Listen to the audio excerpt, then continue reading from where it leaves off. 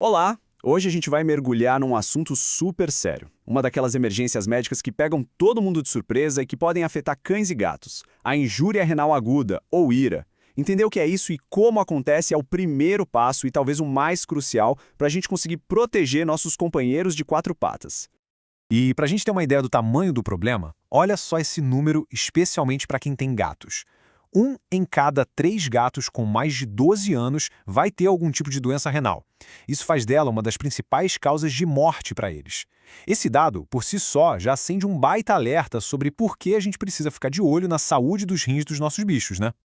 Tá, mas o que é exatamente essa tal de injúria renal aguda? Pensa que os rins são como a estação de tratamento mais avançada do corpo. A ira acontece quando essa estação inteira simplesmente apaga, de uma hora para outra. É uma pane geral, sabe? E aí todo aquele lixo tóxico que devia ser eliminado, como a ureia e a creatinina, começa a acumular no sangue. Basicamente, o corpo começa a se envenenar por dentro. Para a gente entender tudo direitinho, a conversa foi dividida em 5 partes. Vamos começar entendendo o que significa essa parada súbita. Depois vamos atrás das causas e dos culpados, vemos como é feito o diagnóstico, qual o plano de tratamento e, claro, como funciona a recuperação e, o mais importante, a prevenção.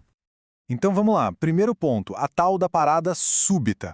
A gente vai ver agora por que a ira é tão diferente de outras doenças renais e por que cada segundo é tão, mas tão crítico aqui. E aqui está o ponto-chave para a gente não confundir as coisas. A injúria renal aguda, a IRA, é como um acidente. É súbito, agudo, parece um curto-circuito. Alguma coisa acontece, uma toxina, um choque, e pá, os rins param. A parte boa, se a ação for muito rápida, às vezes dá para reverter. Já a doença renal crônica, a DRC, é outra história. Ela é um desgaste lento, progressivo, a função dos rins vai se perdendo aos pouquinhos ao longo de meses, anos, e aí, infelizmente, o dano costuma ser permanente. Agora vamos para o nosso segundo ponto. O que causa isso? Quem são os culpados por trás dessa condição tão perigosa? Entender os gatilhos é a nossa melhor arma para a prevenção. As causas da ira podem ser divididas em 3 grandes grupos, dependendo de onde o problema começa. As pré-renais é quando não está chegando sangue suficiente para os rins. Acontece numa desidratação severa, num choque, os rins ficam literalmente morrendo de fome. As causas renais são quando o dano é direto no rim, por uma toxina ou infecção. E as pós-renais são como um problema no cano de escape. Tem um bloqueio, a urina não sai e a pressão que volta acaba estragando os rins. Um problema de encanamento mesmo. Agora se prepara, porque muitos dos culpados podem estar aí, na sua casa, dentro do armário de remédios. Pois é, anti-inflamatórios comuns para humanos, como o ibuprofeno, são um veneno para os rins de cães e gatos. E não é só isso não. Certos antibióticos, quimioterapêuticos e até antifúngicos, mesmo quando são necessários, podem ser bem agressivos para os rins se não forem usados com cuidado extremo. E a lista de perigos continua espalhada pela nossa casa e quintal. Sabe o líquido de arrefecimento de carro, o anticongelante? Ele tem um gosto doce que atrai os animais, mas é fatal para os rins.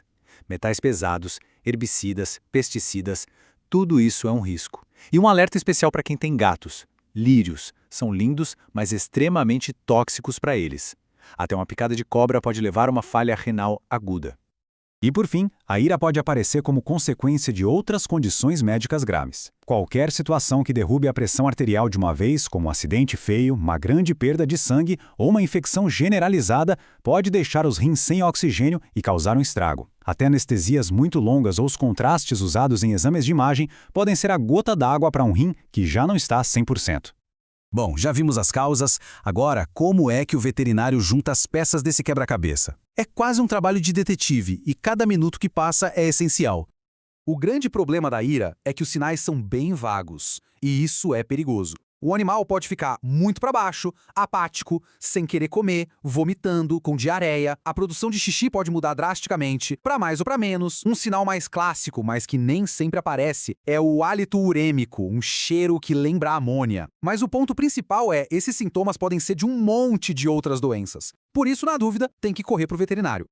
Chegando na clínica, o veterinário segue um roteiro. Primeiro, um exame físico completo. Depois, o passo mais importante, exames de sangue e de urina, para avaliar de verdade como os rins estão funcionando. E para fechar, um diagnóstico por imagem, geralmente um ultrassom, para olhar diretamente para os rins e procurar qualquer alteração. E aqui vem a prova final.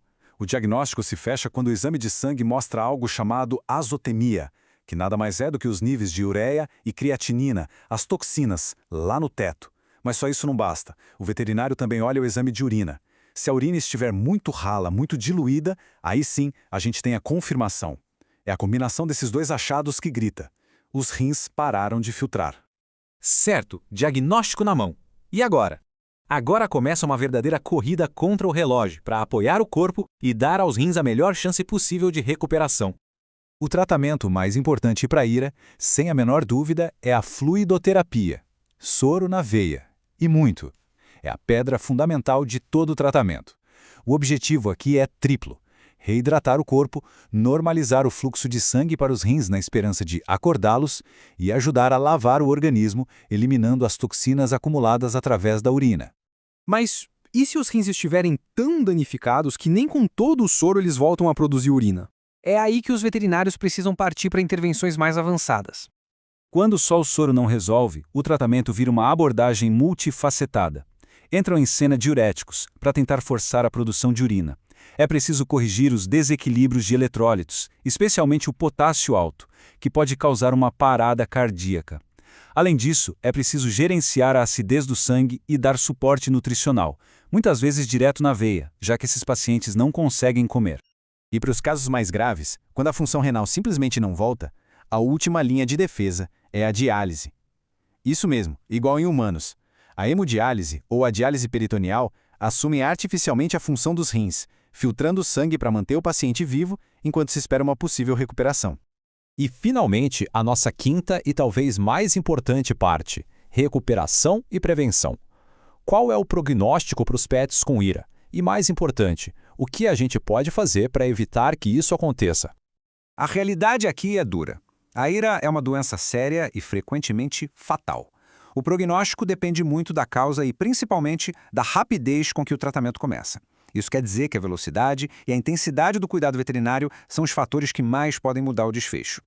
Sendo assim, a prevenção é tudo. É o básico. Manter remédios e produtos de limpeza trancados, pesquisar quais plantas que se tem em casa são tóxicas, garantir que sempre tem água fresca disponível, conversar com o veterinário sobre os riscos antes de dar qualquer medicamento, principalmente para animais mais velhos, e, ao primeiro sinal de doença grave ou trauma, não hesitar e procurar ajuda imediatamente. E para a gente fechar, fica a reflexão. No meio de tantas preocupações com a saúde dos nossos animais, será que estamos dando a devida atenção à saúde silenciosa, mais vital, dos rins deles? A conscientização, como a gente viu aqui, é a nossa ferramenta mais poderosa para protegê-los.